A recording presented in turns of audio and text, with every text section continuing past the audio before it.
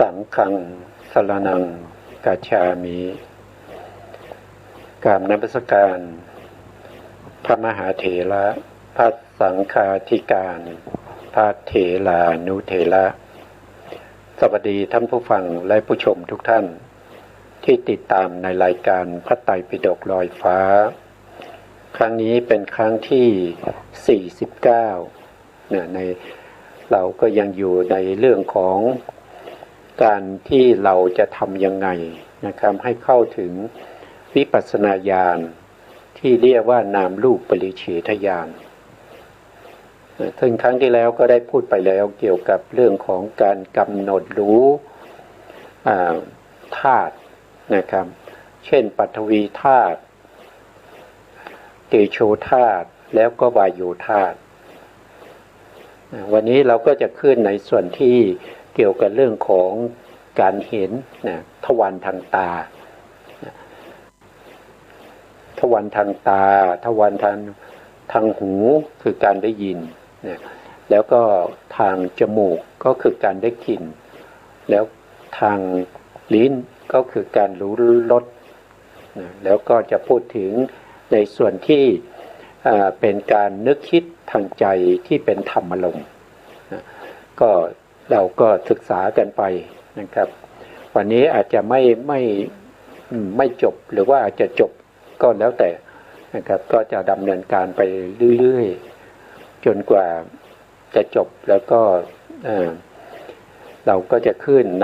ในส่วนที่จะเป็นปัจจัยเป็นเหตุให้เรานะครับเข้าถึงในเรื่องของ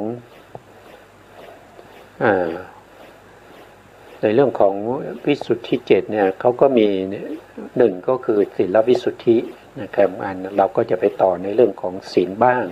นะครับเราเคยจริงๆแล้วเราเคยศึกษาไปครั้งหนึ่งนะครับแต่ว่าการศึกษาครั้งนั้นอาจจะยังไม่บริบูรณ์นะเราก็จะเพิ่มเติมในส่วนที่ขาดหายไปเพื่อไม่เสียเวลานะครับเราก็มาต่อจากครั้งที่แล้วนะครั้งที่แล้วพูดถึงการกำหนดรู้ธาตุทางไหนก็คือทางกายประสาทก็คือทางกายนั่นเองนะก็จะมีโพธพารมณ์นะซึ่งเป็นอารมณ์โพธพารมณ์ก็จะมีอยู่ทั้งในส่วนที่เป็นปฐวีโพธพารมณ์นะในส่วนที่เป็นเตโชโพธพารมณ์แล้วก็วายโยโพธพารมณ์แล้วเราก็พูดในเรื่องของลักขณะที่จตุกะของโพธพารมณ์แล้วก็พูดถึงลักษณะที่จตุกะของกายะประสาทพูดถึงลักษณะที่จตุกะของกายะวิญญาณไปแล้ววันนี้เรามาขึ้นในส่วนที่เป็นลักษณะที่จตุกะของรูปารมณ์รูปารมณ์คืออะไรรูปารมณ์ก็คือสีต่างๆนั่นเองนะครับสีต่างๆนะครับที่สามารถจะกระทบกับประสาทตาได้ดูรายละเอียดเลยนะครับจักขุปฏิหานะลักขณังมีการทรงไว้ซึ่งการกระทบกับจักขุประสาทรูปารมณ์คือสีต่างๆกระทบได้กับจักขุประสาทเป็นลักษณะรูปารมณ์เนี่ยเขาไม่สามารถที่จะไปกระทบกับอย่างอื่นได้นอกจากจักขุประสาทเท่านั้นนะครับอันนี้เป็นลักษณะของเขาแล้วก็จักขุประสาทก็ไม่สามารถจะไปกระทบกับอย่างอื่นได้กระทบได้เฉพาะรูปารมณ์อันนี้ก็เป็นลักษณะต่อไปในข้อที่2นะครับจักขุวิญญาณัสสะวิสยภาวะละสังมีอารมณ์นะครับเป็นอารมณ์นะครับไม่ใช่เป็นอารมณ์ให้แก่จักขุวิญญาณเป็นกิจหมายความว่ารูปารมณ์เนี่ยเขาจะเป็นอารมณ์ให้แก่จักขุวิญญาณจักขุวิญญาณเป็นจิตเมื่อจิตเกิดขึ้นจะต้องรู้อารมณ์จิตจะเกิดขึ้นโดยไม่รู้อารมณ์นั้นไม่มีนะไม่ว่าจิตเป็นจิตดวงไหนก็ตามนะจะเป็นจิต อย่างเช่นมหากุศลเกิดขึ้นก็ต้องรู้อารมณ์เหมือนกันนะครับจิตทุกดวงจะต้องรู้อารมณ์เมื่อเกิดขึ้นแต่จักขูวิญญาณเนี่ยเขาจะรู้เฉพาะรูปารมณ์เท่านั้นเขาจะรู้อย่างอื่นไม่ได้จะไปรู้โพธพารมณ์หรือว่าจะไปรู้สัทธารมณ์คันธารมณ์รัสสารมณ์หรือธรรมารมณ์เนี่ยจักขูวิญญาณรู้ไม่ได้จักขูวิญญาณจะรู้อย่างเดียวนั่นก็คือรูปารมณ์แล้วก็รูปารมณ์ก็เป็นอารมณ์ให้แก่จักขูประสาทเท่านั้นจะเป็นอารมณ์ให้แก่อย่างอื่นไม่ได้เพราะนั้นกิจของรูปารมณ์นั่นก็คือเขาจะต้องเป็นอารมณ์ให้แก่จักขูวิญญาณอันนี้คือหน้าที่เป็นกิจจะลดนะเป็นกิจจะลดนะต่อไปในข้อที่สามในข้อที่สามตัดเสวะนะตัดเสวะโคจละปัจจุปัฏฐานังเป็นที่โคจรของจักขูวิญญาณเป็นผลคือจักขูวิญญาณเนี่ยเวลาเกิดขึ้นเขาก็ต้องรู้รูปารมณ์แล้วเขาไม่ได้ไปที่ไหนนะเขาก็โคจรอยู่ในรูปารมณ์รู้เฉพาะรูปารมณ์อย่างเดียวเท่านั้นนะนี่เป็นอะไรก็คือเป็นที่ให้จักขูวิญญาณนี้มาท่องเที่ยวนะครับหรือเป็นรูปารมณ์นะต่อไปในข้อที่สี่นะครับจะตุมหาภูตะจะตุมหาภูตะปัฏฐฐานังมีมหาพุทธรูปทั้งสี่เป็นเหตุใกล้คือรูปารมณ์เนี่ยคือเขาเป็นอุปาทายรูปก็ต้องอาศัยมหาพุทธรูปเกิดมหาพุทธรูปเป็นที่อาศัยเกิดของอุปาทายรูปมหาพุทธรูปก็จะมีอยู่สี่นะรูปารมณ์คือสีเพราะฉะนั้นสีอันนี้เป็นสีของมหาพุทธรูปนะครับเขาเป็นสีของมหาพุทธรูปนะ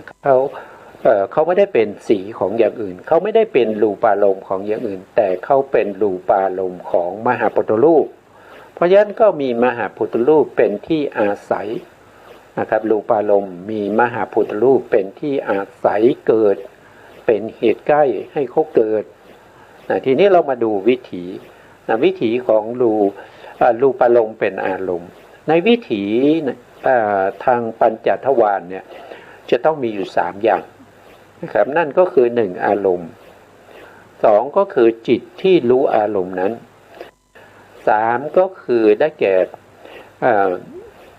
สภาวธรรมที่จิตอาศัยเกิดหรือสภาวธรรมที่กระทบกับอารม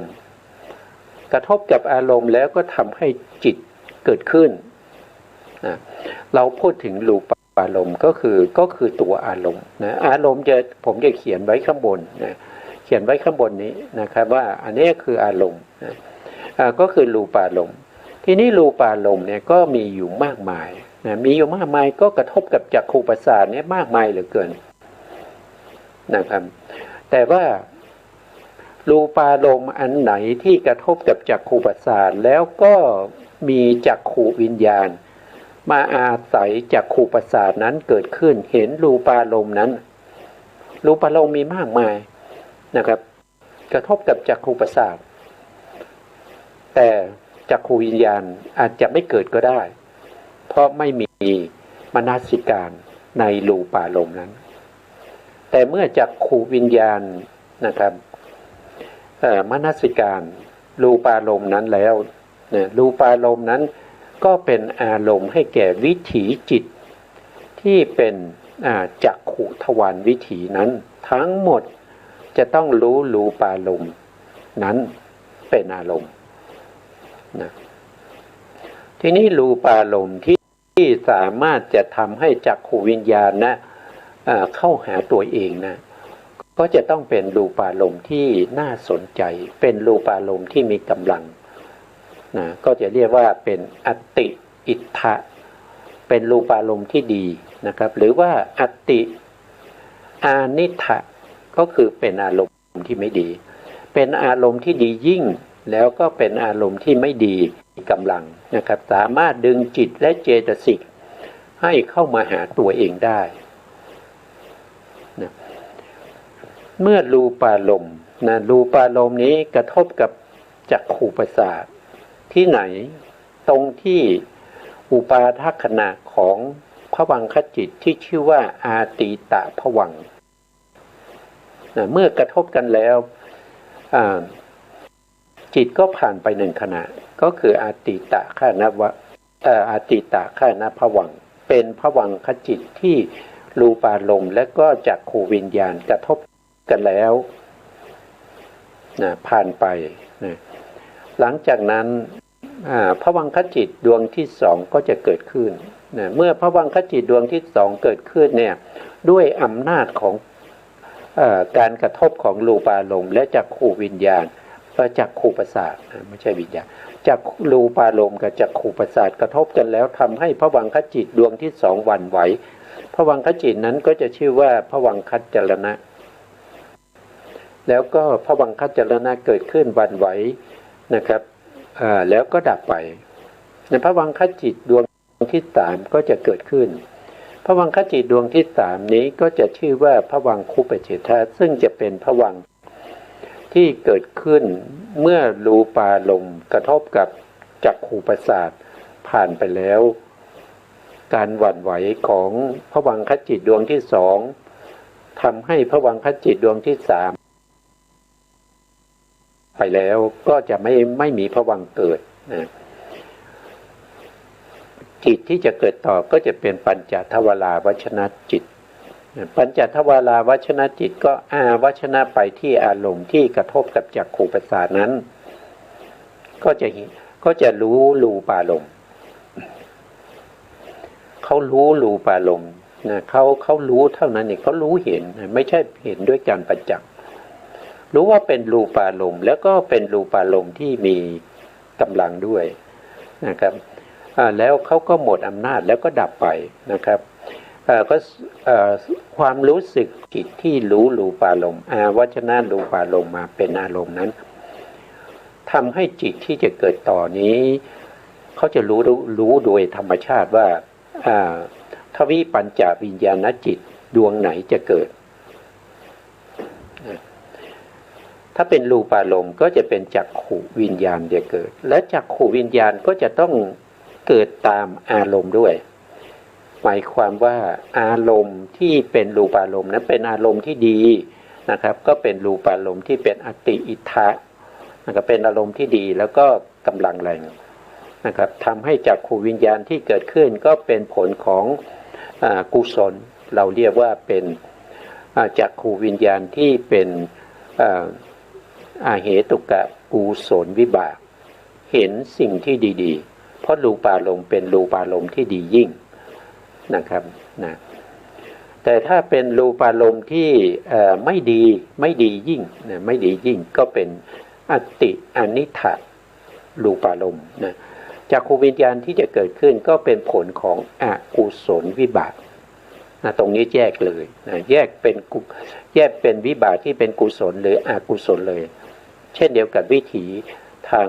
กายทวารวิถีหรือกายวิญญาณที่เรากล่าวมาครั้งก่อนๆนะครับเขาก็จะแยกกันตรงนี้เลยแยกได้เพราะอะไรก็เพราะว่าปัญจทวาราวชนะเนี่ยเป็นตัวชี้แนะอารมณ์เป็นตัวที่รู้อารมณ์เป็นเหตุเป็นปัจจัยให้เกิดจักขุวิญญาณดวงนี้เป็นกุศลหรืออกุศลตามอำนาจของอารมณ์นะ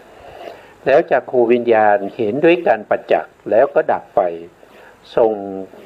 การเห็นการรู้เห็นของเขาเนี่ยนะการเห็นด้วยการประจักษ์ให้แก่สัมปติชนะสัมปติชนะก็รับอารมณ์ส่งต่อไปให้สันติละนะสันติละนะก็รับอารมณ์มาแล้วก็เกิดการสอบสวนไต่สวนว่าเป็นอารมณ์อย่างไงมีกำลังมากน้อยแค่ไหนเป็นอารมณ์ดีไม่ดีอย่างไงทั้งหมดเสร็จแล้วยังไม่ได้ตัดสินก็ดับไปแล้วก็ส่งไปให้แก่มโนทวาราวชนะจิตมโนทวาราวชนะจิตทำหน้าที่โวทัปนะนั่นก็คือตัดสินอารมณ์ที่ สันติรณะไต่สวนมา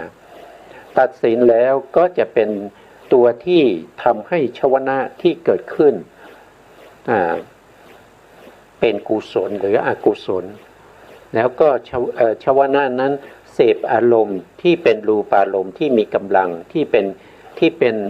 อัตติอิทธะหรือว่าเป็นอัตติอนิถะตามแต่โวทัพพนะตามแต่โวทัพพนะเป็นผู้ตัดสินนะเมื่อชวนะดวงที่หนึ่งเกิดขึ้นแล้วก็ดับไปชวนะดวงที่สองก็เกิดขึ้นมาเสพอารมณ์เก่าเหมือนเดิมแต่ชวนะมันคนละดวงแต่เป็นประเภทเดียวกันอย่างเช่นชวนะมหากุศลดวงที่หนึ่งเกิดขึ้นดับไปแล้วมหากุศลดวงที่หนึ่งก็จะเกิดขึ้นอีกนะครับเสพอารมณ์เดิมนะแล้วก็เป็นจิตเดิมแต่เป็นคนละดวงกับดวงที่หนึ่งแล้วก็ดับไปดวงที่สามก็เช่นเดียวกันก็เกิดขึ้นแล้วก็เสพอารมณ์อีกแล้วก็ดับไปดวงที่สี่ก็เกิดขึ้นแล้วก็เสพอารมณ์อีกแล้วก็ดับไปดวงที่ห้าเกิดขึ้นแล้วเสพอารมณ์อีกแล้วก็ดับไปดวงที่หกเกิดขึ้นแล้วก็เสพอารมณ์แล้วก็ดับไปดวงที่เจ็ดเกิดขึ้นแล้วก็เสพอารมณ์เพราะฉะนั้นชวนะเนี่ยเขาจะเสพอารมณ์ไม่ว่าจะเป็นกุศลหรืออกุศลก็ตามเพราะฉะนั้นตรงนี้เขาจะเรียกว่าเป็นอะไรก็คือเป็นกรรมนะครับเป็นกรรมเป็นกุศลกรรมก็ได้เป็นอกุศลกรรมก็ได้มีอยู่7ดวงนะครับมีอยู่7ดวงตรงนี้แหละที่จะเป็นกรรมนะครับตัวกรรมก็คือตัวเจตนาที่เกิดพร้อมกับชวนะนะครับเกิดพร้อมกับชวนะแต่ละขณะไปนะแล้วหลังจากนั้นชวนะดวงที่7ดับลงแล้วก็จะมีตัทธารมณะเกิดขึ้น2ขณะเพราะว่าเขาเป็นอติอิทธะนะอติอิทธะหรือว่าอติอนิถะมีกำลังนะมีกำลังรูปารมณ์ก็จะตั้งอยู่ถึงจิตดวงที่17แล้วก็มาดับพร้อมกันกับตัทธารมณะดวงที่ดวงที่สองนะก็จะเป็นวิถีเขาเป็นอย่างนี้ทีนี้เราก็มาดูว่าผู้ที่สามารถที่จะเห็นรูปารมณ์แล้วก็ทำการกำหนดรู้รูปารมณ์ตามลักษณะนะครับลักษณะของรูปารมณ์นะครับคือการกระทบในขณะที่เราเห็นนะเราสามารถที่จะกำหนดรู้ทำความรู้สึกว่ารูปารมณ์ที่มากระทบกับจักขุประสาทจักขุประสาทอยู่ที่ไหนก็อยู่ที่กลางตานะครับอยู่ที่กลางตาดำนะอยู่ที่กลางตาดำเพราะฉะนั้นเราก็ต้องยึดถ้าเราจะกำหนดรู้ถึงลักษณะของเขานั่นก็คือเราต้องทำความรู้สึกแล้วกำหนดรู้ที่ตาที่ประสาทตานะก็จะรู้ลักษณะได้นะครับหรือว่าเราจะกำหนดรู้ถึงจิตของเขาเราก็กำหนดรู้ถึงตัวรู้นะครับตัวรู้คือจักขูวิญญาณที่อาศัยอะไรอาศัยจักขูประสาทแล้วก็เห็นรูปารมณ์เพราะฉะนั้นจักขูวิญญาณก็จะเกิดที่ประสาทตาแล้วก็เห็นรูปนะครับรูปที่เราเห็นหรือว่ารูปที่เรากำหนดถึงการกระทบของรูปารมณ์กระทบกับจักขูประสาทเนี่ยไม่ใช่ว่ารูปารมณ์ที่ติดอยู่ในวัสดุสิ่งของหรือสัตว์บุคคลนั้นมากระทบกับตามันไม่ใช่อย่างนั้นนะครับคือหมายความว่าแสงสว่างที่ส่องไปที่วัตถุสิ่งของหรือสัตว์บุคคล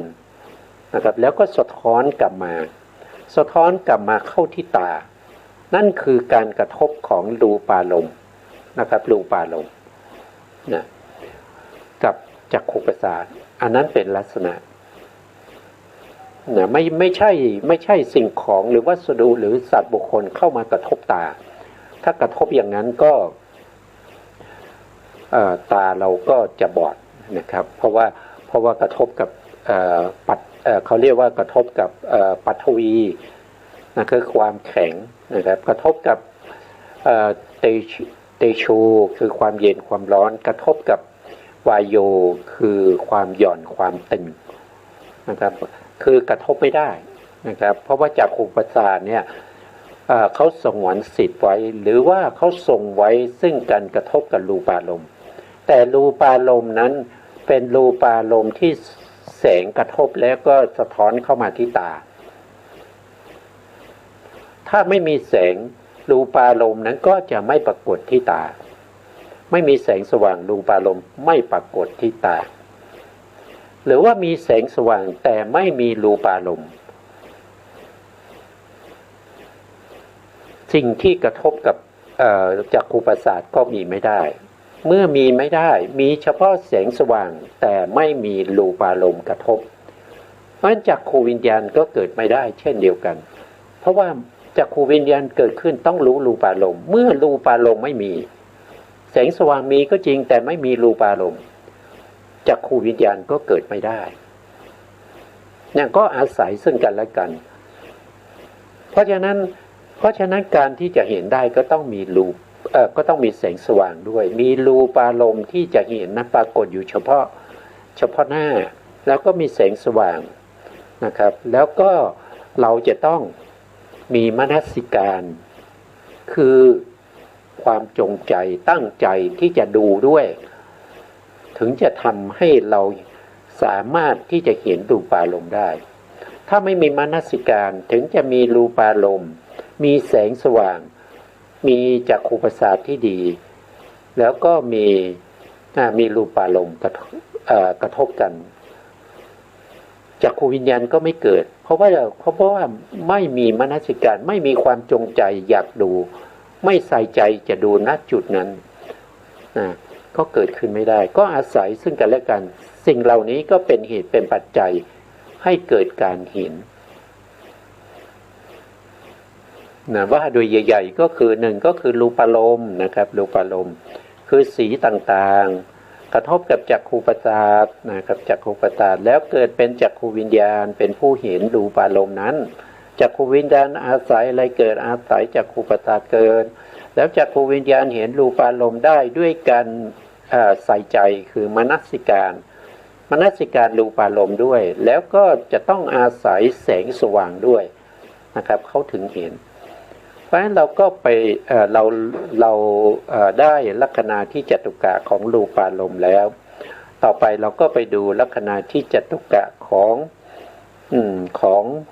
จักขุประสาทจักขุประสาท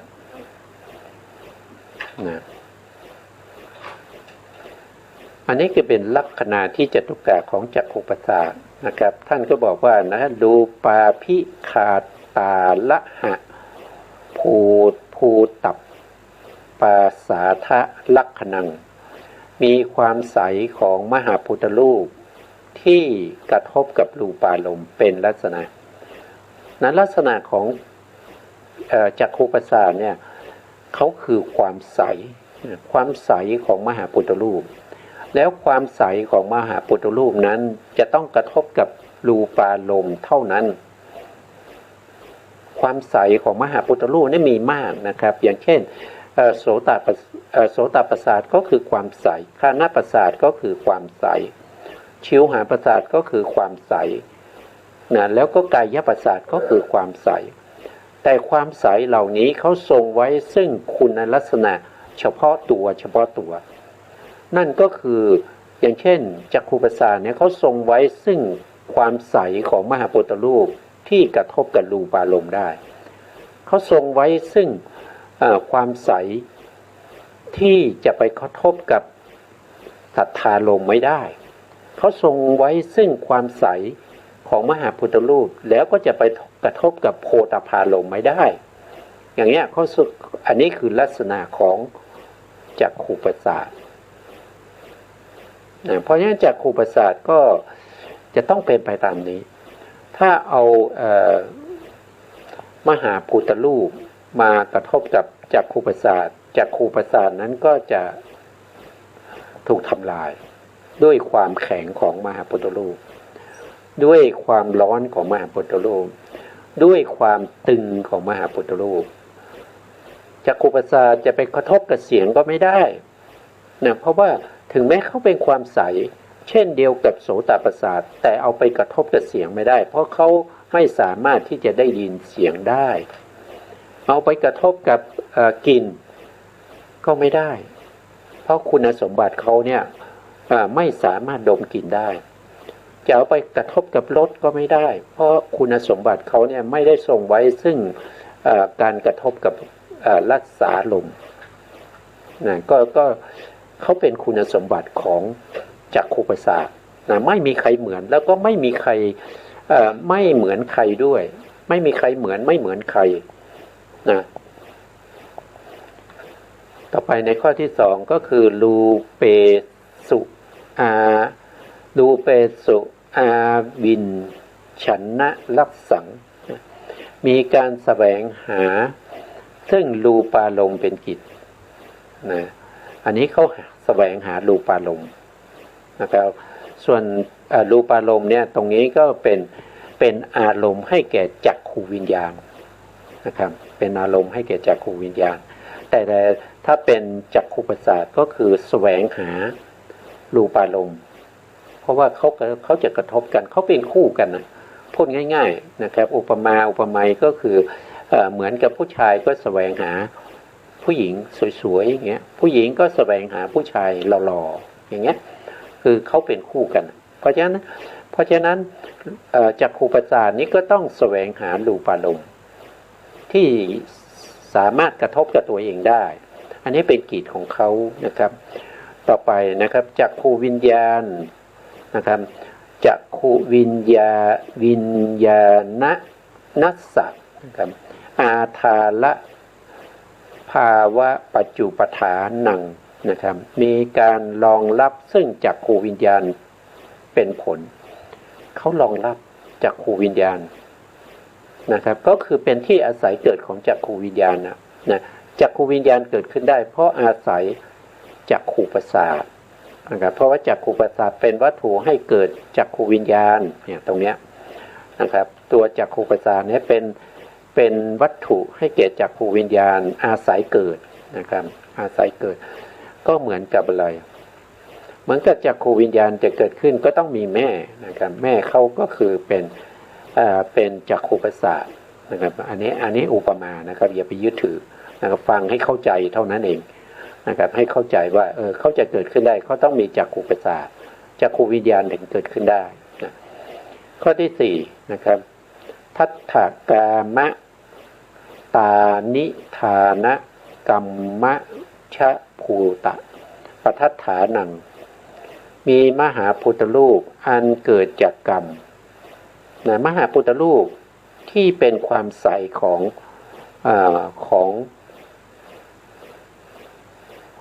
จักขุประสาทมหาพุทธรูปคือความใสของจักขุประสาทต้องเกิดจากกรรมนะครับต้องเกิดจากกรรมกรรมในที่นี้ก็หมายถึงว่ารูปตัณหารูปตัณหาคือเราเคยมีความยินดีพอใจที่เห็นรูปที่เห็นรูปในอดีตแล้วเราก็ชอบใจแล้วก็แสวงหารูปนั้นบ่อยๆนะครับดูบ่อยๆรูปนั้นเรียกว่าเป็นรูปตัณหารูปตัณหานี้ก็เป็นกรรมให้เราได้จักขุประสาทในภพใหม่มานะครับได้ในช่วงปฏิสนธิกาลมานะครับว่าเราจะได้จักขุประสาทประเภทไหนก็ขึ้นอยู่กับรูปตัณหาในอดีตที่เราเคยแสวงหาตัณหาคือความยินดีพอใจแสวงหาสิ่งดีๆมาดูแล้วก็ยึดถือว่าสิ่งดีๆได้เห็นสิ่งดีๆแล้วก็เป็นมงคลอย่างเงี้ยก็ทำให้เกิดเป็นที่อาศัยเกิดของจักขุประสาทคือความใสของมหาพุทธรูปนะครับที่เกิดจากกรรมอันนี้เป็นเหตุใกล้ให้เกิดเหตุใกล้ให้เกิดจักขุประสาทได้แก่มหาพุทธรูปทั้งสี่มหาพุทธรูปทั้งสี่นั้นจะต้องเกิดจากกรรมด้วยเกิดจากกรรมด้วยมหาพุทธรูปที่เกิดจากอุตุชรูปอย่างเงี้ยมันก็จะให้ความใสเป็นจักขุประสาทไม่ได้ นะครับต้องเป็นมหาพุทธรูปที่เกิดจากกรรมด้วยนะเพราะมหาพุทธรูปเนี่ยสามารถเกิดได้อยู่4สมุฏฐานนะครับสามารถเกิดจากกรรมก็ได้เกิดจากจิตก็ได้เกิดจากอุตุก็ได้เกิดจากอาหารก็ได้แต่ในที่นี้ถ้ามุ่งหมายเอาเฉพาะในส่วนที่เกิดจากกรรมตัวนั้นจะต้องเป็นรูปปัตตัณหาด้วยนะก็เจาะจงลงไปนะครับถึงจะเป็นความใสของมหาพุทธรูปได้นะนี่ก็เป็นลักษณะที่จตุกะของจักขุประสาทมีไว้ทำไมเขาทำหน้าที่2 อย่างมีไว้ก็คือไว้กระทบกับรูปารมณ์แล้วก็มีไว้ให้เป็นที่อาศัยเกิดของจักขูวิญญาณเพราะฉะนั้นถ้าเกิดรูปารมณ์กระทบกับจักขูวิญญาณนะครับจักขูวิญญาณอาศัยจักขุประสาทเกิดนั่นก็สมบูรณ์แล้วในการที่จะเห็นนี่ก็ครบหลักใหญ่ๆก็จะมีอยู่3อย่างนี้แหละนะส่วนปัจจัยอื่นๆนั้นก็เป็นปัจจัยที่เป็นปัจจัยอื่นนะครับที่ทำให้เกิดการเห็นนะเราก็รู้รูปารมณ์แล้วก็รู้ในจักขุประสาทแล้วต่อไปเราก็ไปดูจักขูวิญญาณนะครับลักษณะที่จัตุกะของจักขูวิญญาณจิตนะลักษณะของเขาก็คือจักขุสันนิสิตะรูปะวิชานนะลักขณังมีการอาศัยตารู้แจ้งรูปารมณ์เป็นลักษณะอาศัยตาในที่นี้หมายถึงจักขุประสาทนะครับไม่ใช่ตาเนื้อไม่ใช่สัสัมพันละตานะครับไม่ใช่สัสัมพันละตาที่เป็นตาลูกตาทั้งหมดนะไม่ใช่นะครับ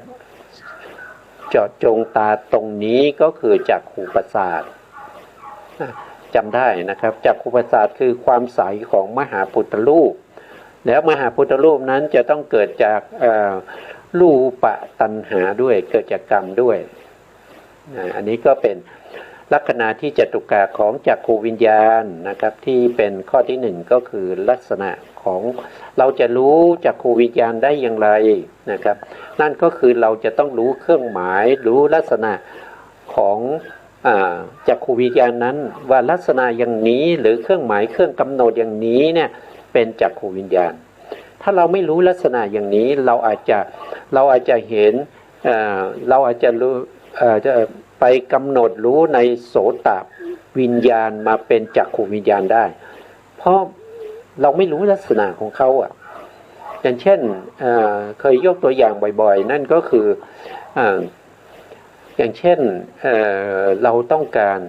สุกรนะครับเราต้องการหมูเนี่ยนะสุกรเนี่ยมาเลี้ยงนะเพื่อจะเอาไว้ขุนให้แล้วก็ขายหรือว่าจะเอาเนื้อไว้รับประทานอย่างเงี้ยเราไม่รู้จักสุกรนะเราก็ไปตลาดแล้วก็ไปเลือกซื้อสุกรแต่เราไม่รู้จักสุกรเราก็ไปซื้อเอาลูกสุนัขมาก็มาเลี้ยงอย่างเงี้ยมันคือลักษณะของลูกสุกรกับลูกสุนัขมันก็ไม่เหมือนกันเพราะเราไม่รู้จักลักษณะไม่รู้จักเครื่องหมายเครื่องกำหนดว่าลักษณะอย่างนี้เป็นลูกสุกรนะลักษณะอย่างนี้เป็นลูกสุนัขลักษณะนี้เป็นนกนะเนี่ยเราไม่รู้เราไม่รู้จักเราจะแยกเขาได้ยังไงเราแยกเขาไม่ได้นะถ้าเราไม่รู้อย่างนี้แยกไม่ได้เลยเพราะฉะนั้นก็เลยจำเป็นที่เราจะต้องรู้ลักษณะด้วยอย่างเช่นเราจะไปเราปัจจุบันเนี่ยลักษณะก็มากมายอย่างเช่นยกตัวอย่างนะครับอย่างเราไปตลาดเนี่ยก็สั่งให้เราไปซื้อยาสีฟันนะยาสีฟันยี่ห้อหนึ่งนะครับยาสีฟันกอก็แล้วกันนะครับเราก็ไม่เคยเห็นแล้วเราก็อ่านหนังสือไม่ออกด้วยนะครับไปที่ตลาดยาสีฟันนี้มันก็มีหลายยี่ห้อหลายแบบนะครับมากมายแล้วเราไม่รู้ลักษณะของยาสีฟันกอเนี่ยเราก็ซื้อไม่ได้ถ้าเราซื้อไปมันก็ผิดนั่นก็คือลักษณะเป็นเครื่องหมายเป็นข้อกำหนดให้เรารู้ได้ว่า เป็นยาสีฟันยี่ห้อนั้นนะเป็นสบู่ยี่ห้อนั้นนะเป็นอย่างเงี้ยนะครับก็เหมือนกันกับลักษณะของสังขารธรรมทั้งหลายนะครับเขามีลักษณะประจำตัวนะสังขารธรรมเนี่ยมีมากมายนะครับถ้าว่าโดยตัววัตถุธรรมเนี่ยมีอยู่72อย่างนะครับแต่ถ้าว่ากระจัดกระจายไปอย่างเช่นจิตเนี่ยจิตว่าโดยรวมเนี่ยลักษณะเขาคือรู้อารมณ์เป็นลักษณะแต่ถ้าเป็นจักขุวิญญาณก็คือจิตเหมือนกันแต่เป็นจิตที่เห็นรูปารมณ์เนี่ยมีลักษณะยังไงลักษณะก็จะแตกต่างออกไป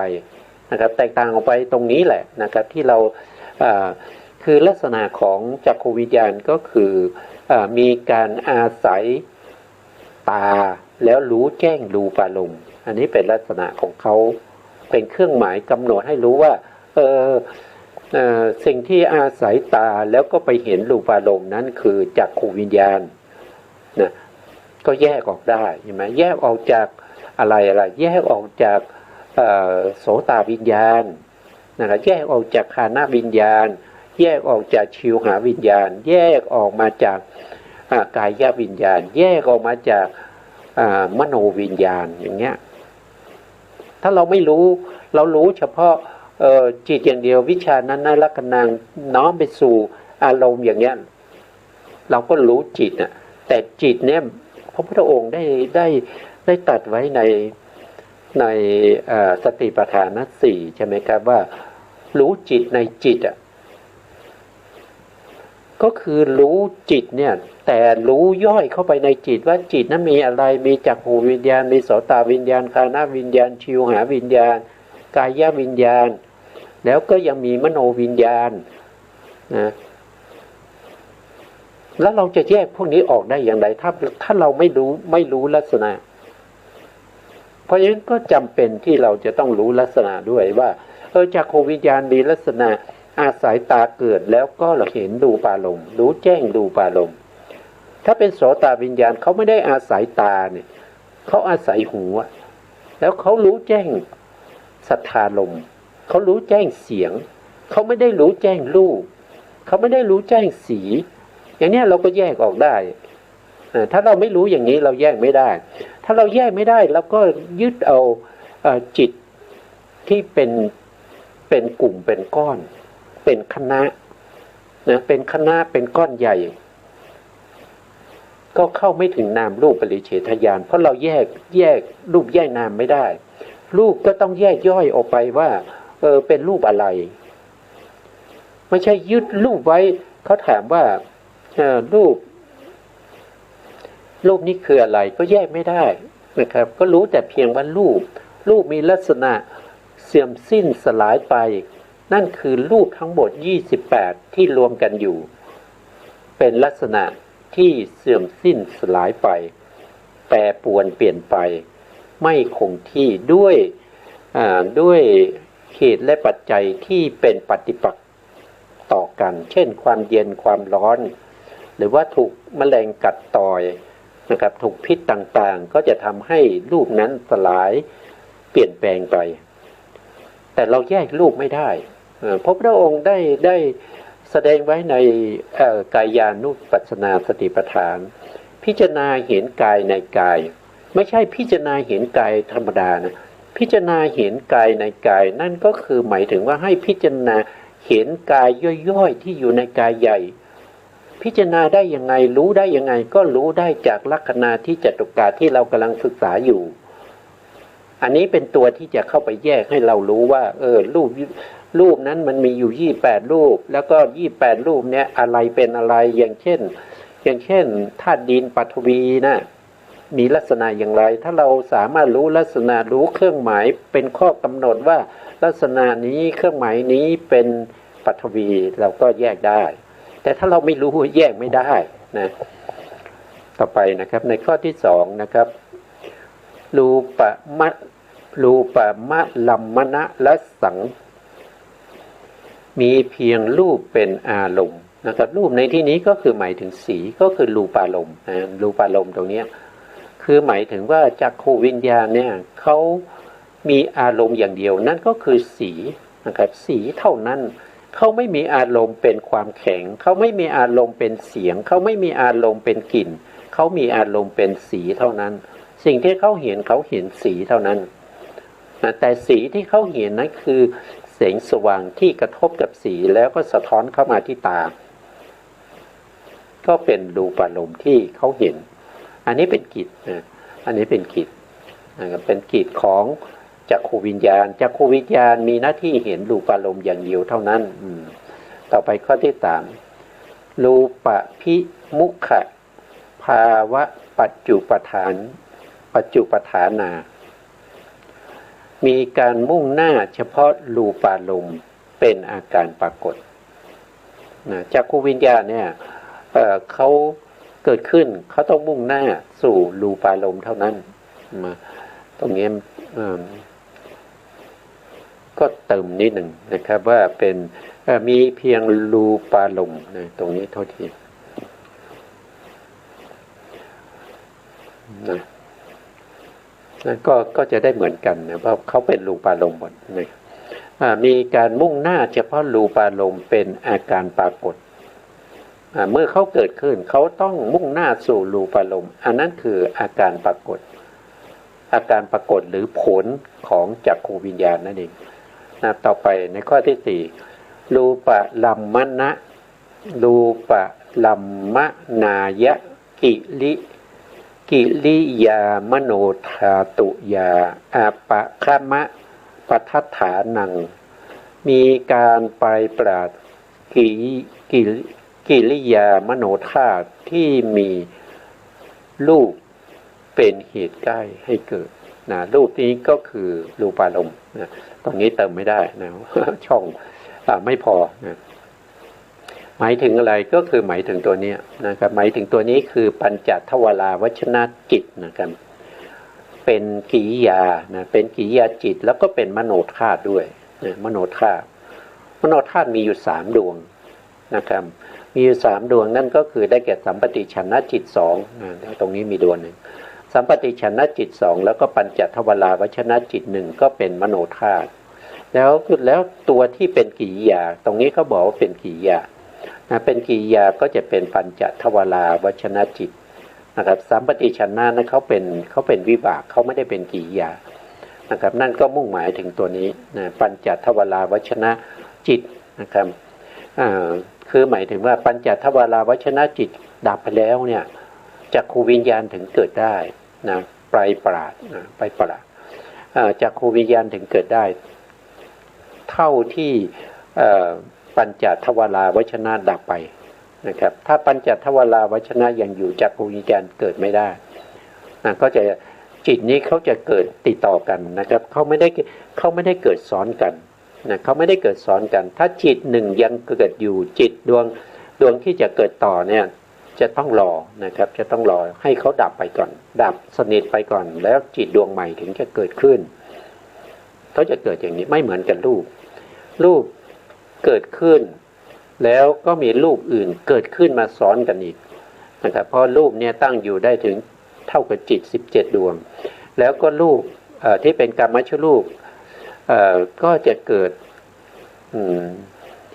กามชรูปเนี่ยจะเกิดทุกอุปาทขณะนะครับ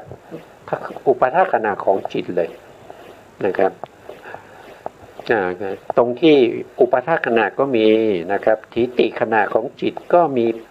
กามชรูปเกิดนะครับแล้วก็พังคขณะของจิตก็มีกามชรูปเกิด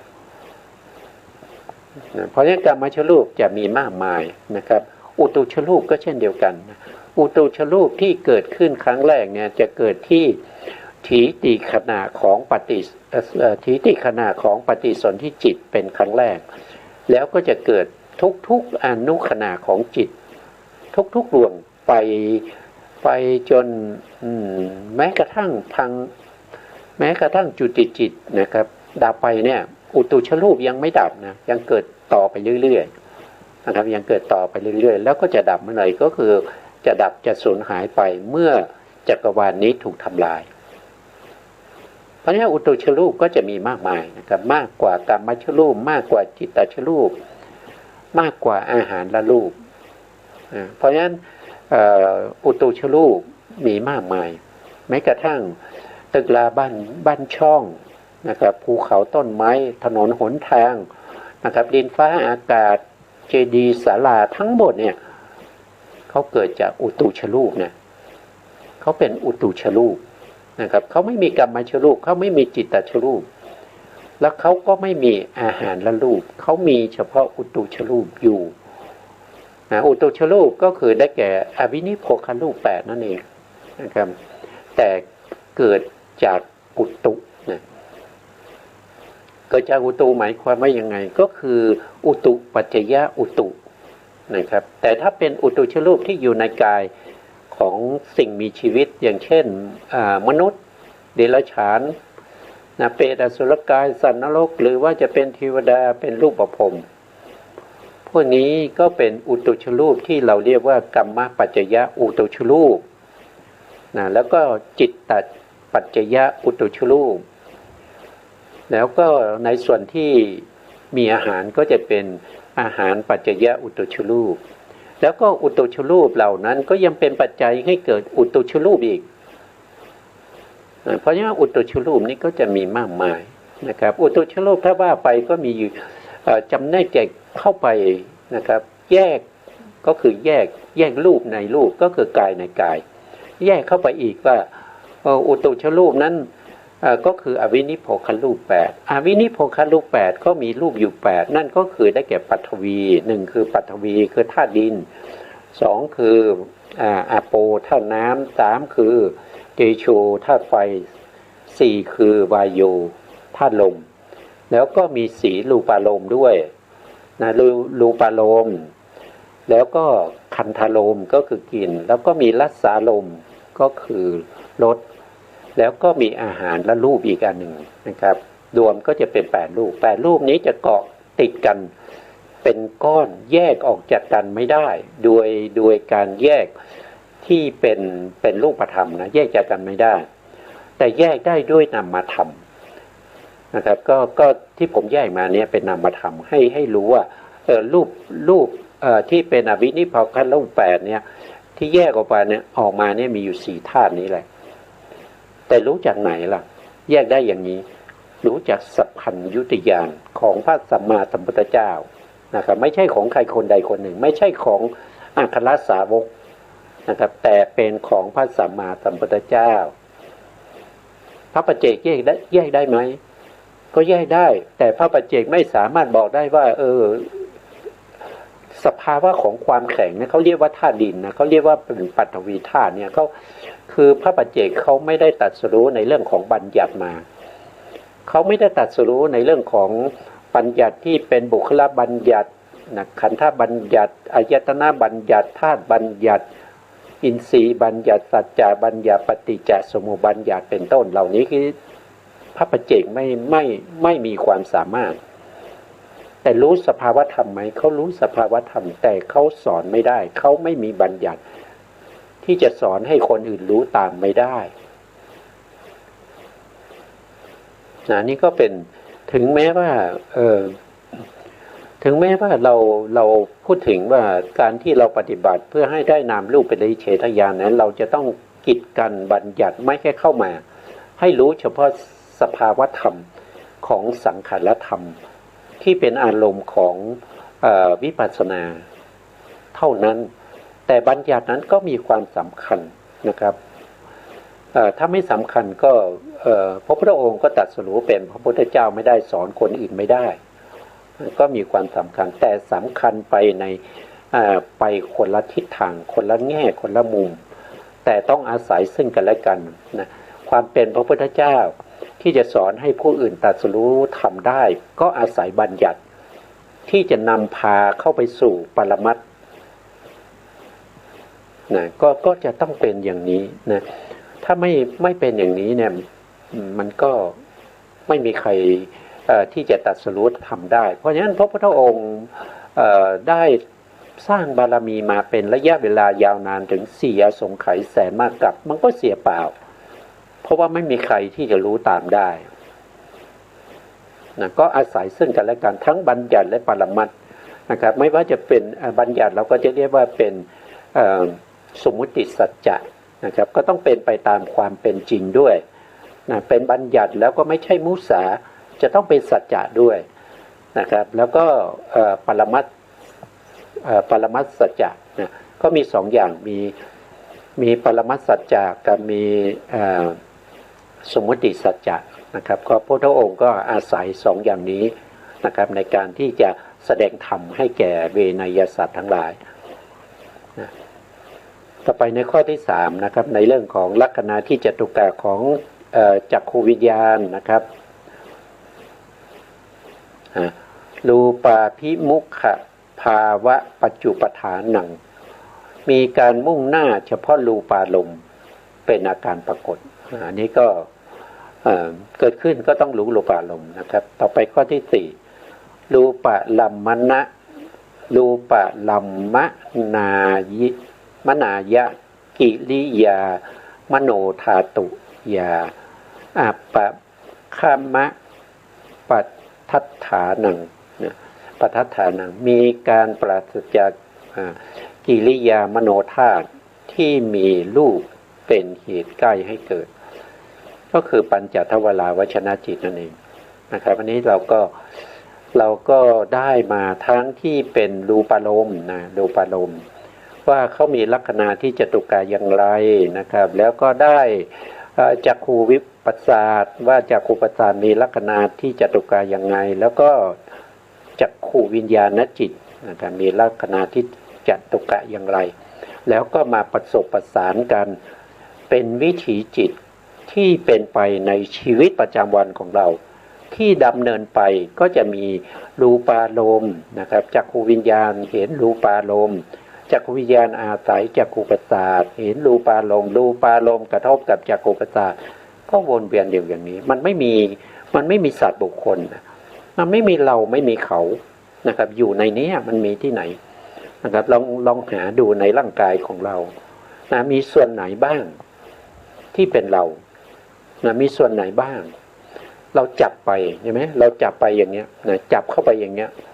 เราจับอะไรจับไปสภาวะจริงๆเนี่ยที่เรารู้ในขณะที่เราจับเราก็จะรู้แข็งนะครับรู้แข็งอะไรก็เพราะว่ากายประสาทของเราเนี่ยกระทบกับธาตุดินที่เป็นกระดูกแขนอย่างเงี้ยแต่ถ้าเราจับไปแล้วรู้สึกนิ่มๆนะอันนั้นก็เป็นปฐวีเหมือนกันแต่ธาตุดินมีน้อยจึงทำให้นิ่มไงถ้าจับไปแล้วรู้ว่ามันเย็นอ่ะนะมันอุ่นอ่ะหรือว่ามันร้อนอ่ะอันนั้นก็เป็นเตโชธาตุอย่างเงี้ยในขณะที่เราจับเนี่ยเรารู้สึกตึงใช่ไหมครับเรารู้สึกถึงถ้าเราจับแน่นๆนะมันตึงนะมันเก่งนะใช่ไหมอันนั้นธาตุลมนะธาตุลมเนี่ยทำงานนะแต่ถ้าเราไม่จับแน่นจับเบาๆอย่างเงี้ยมันก็หย่อนเราก็รู้สึกได้ถึงเอ็นทั้งหลายนะครับที่ประกอบอยู่ในแขนเนี่ยนะครับว่าเขาไม่ได้ตึงเขาหย่อนนะอันนั้นก็เป็นธาตุลมนะครับก็ให้รู้ในลักษณะอย่างนี้นะครับแต่รู้ลักษณะอย่างนี้เนี่ยก็ต้องสัมพันธ์กันเพราะสิ่งเหล่านี้เนี่ยเขาไม่ได้ครั้งที่แล้วเราพูดเฉพาะในการรู้ทางกายใช่ไหมครับอันนั้นก็เป็นสิ่งที่เราต้องรู้